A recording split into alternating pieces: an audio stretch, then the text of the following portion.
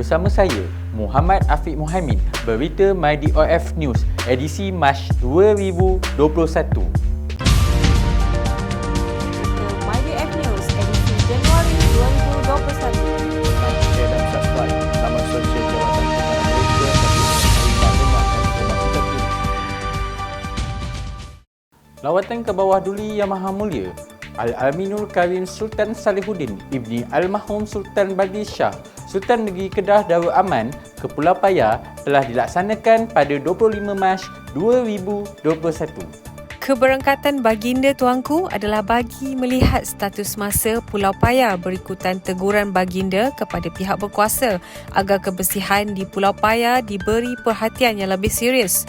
Baginda turut bertitah agar pihak berkaitan mengambil inisiatif bagi pembangunan pulau tersebut sebagai destinasi pelancongan yang berpotensi besar. Dalam kunjungan tersebut, baginda menerima sembah taklimat daripada Ketua Pengarah Perikanan Malaysia Yang Berusaha Encik Ahmad Tamizi bin Ramli bagi status semasa Pulau Paya.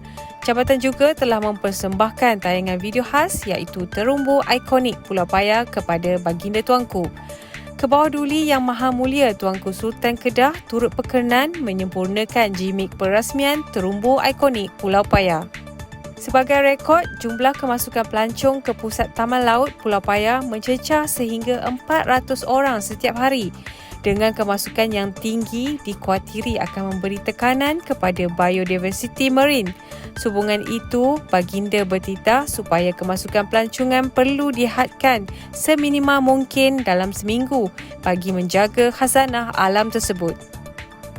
Program pelepasan benih udang galah ke perairan umum dan penyerahan bantuan SPEX telah dilaksanakan di Sungai Kesang, Jasin Melaka pada 23 Mac 2021. Yang Berhormat Datuk Seri Haji Ahmad bin Hamzah, Timbalan Menteri Pertanian dan Industri Makanan 1 diiringi oleh Tuan Haji Sufian bin Sulaiman, Pengarah Kanan Bahagian Taman Laut dan Pengurusan Sumber telah melepaskan sebanyak 100,000 ekor benih udang galah di Sungai Kesang, Melaka.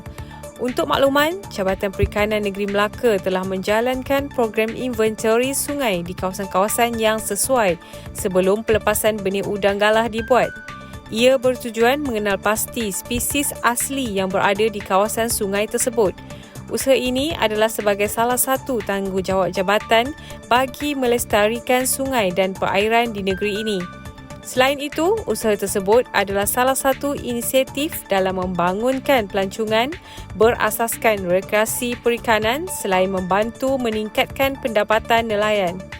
Menurut Yang Berhormat Datuk Seri Haji Ahmad bin Hamzah, tempoh matang bagi benih spesies udang mengambil masa antara 5 hingga 6 bulan sebelum hasilnya dapat dinikmati.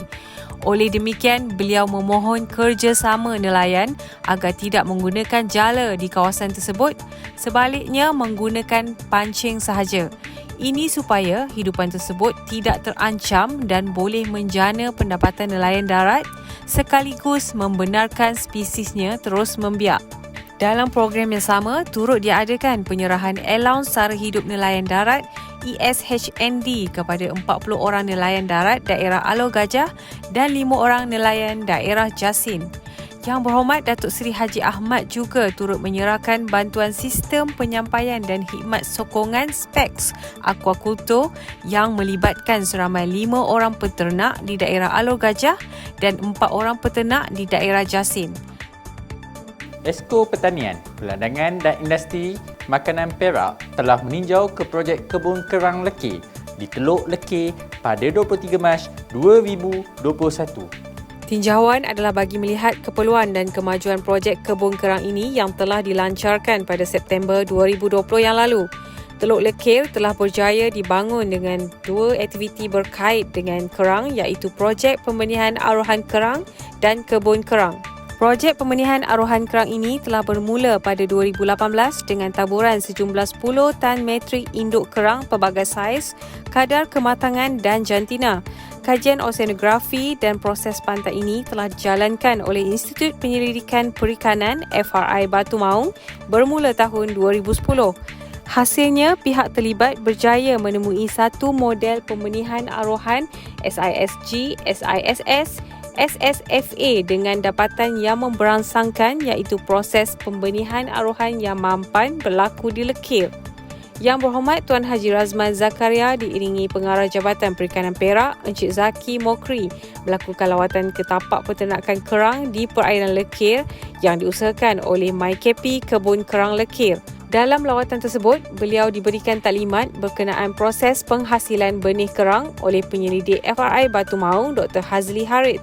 Beliau turut melihat sendiri proses penuaian kerang yang dilakukan dengan alat penangguk kerang oleh pengusaha tempatan.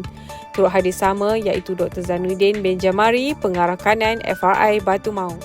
Yang Berhormat Timbalan Menteri Pertanian dan Industri Makanan 2, Datuk Haji Cik Abdullah bin Maknawi telah menyempurnakan program pelancaran penuaian hasil estet ikan di Pulau Gajah, Pengkalan Cepa, Kelantan pada 27 Mac 2021.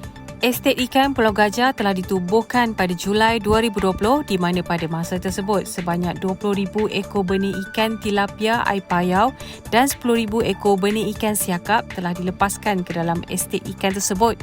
Kawasan ini dianggarkan mempunyai keluasan 1.62 hektar. Projek ini juga merupakan satu-satunya estet ikan air payau di Malaysia yang diusahakan dengan kerjasama komuniti setempat selain mendapat bimbingan dari syarikat yang menjalankan projek pembenihan, asuhan dan ternakan ikan air payau. Program tuaian ini turut melibatkan penyertaan komuniti setempat dan juga lebih 100 penyertaan dari pengunjung luar daerah. Turut serta dalam menjayakan program tuaian adalah Pengarah Kanan Biosekuriti Perikanan yang berbahagia Datuk Adnan bin Husin dan Pengarah Perikanan Negeri Kelantan. Operasi Bumbu Naga telah dijalankan oleh Pejabat Perikanan Negeri Perlis di perairan Sungai Padang Perlis pada 25 Mac 2021. Seramai 5 anggota terlibat dalam operasi pada jam 11 pagi hingga 12 tengah hari. Hasilnya, 44 unit bumbu naga berjaya disita oleh penguatkuasa yang terlibat.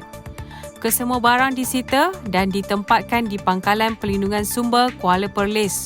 Kesalahan menggunakan bumbu naga boleh didakwa kerana memasang peralatan menangkap ikan tanpa kebenaran bertulis daripada Ketua Pengarah Perikanan di bawah Seksyen 11-3-C Akta Perikanan 1985.